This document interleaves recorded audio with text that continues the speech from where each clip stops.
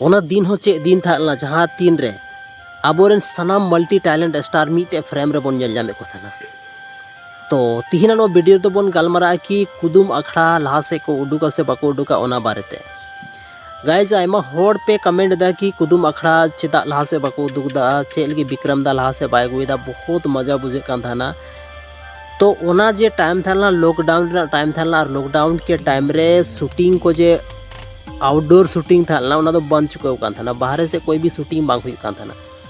तो ओना टाइम रेगी जे 2020 था जैसे संथाली 2020 ओना चैनल रे नितुम को दोहो लेदा उन रे कुदुम अखड़ा नोवा लगी को उदु एथना चेदा से सनाम मल्टी टैलेंट स्टार मीत को था लेना। मीत को था मतलब जतो होड़ ओड़ा री को था लेना, कोई हंते नाते शूटिंग बांग चला कान थाना, कोई स्टेज प्रोग्राम ना तैयारी बांग था लेना, कोई यात्रा पता कार्य बांग हुई कान थाना। तो ओना वजह ते सनाम मल्टी टैलेंट स्टार जहां तिना बन ले कुदुम अखड़ा रे सनाम मीत को था लेना। तो ओना वजह तेगी कुदुम अखड़ा तो उन को उडुके था ना। नितो दो सनाम स्टार को अलग अलग कान ताबोना।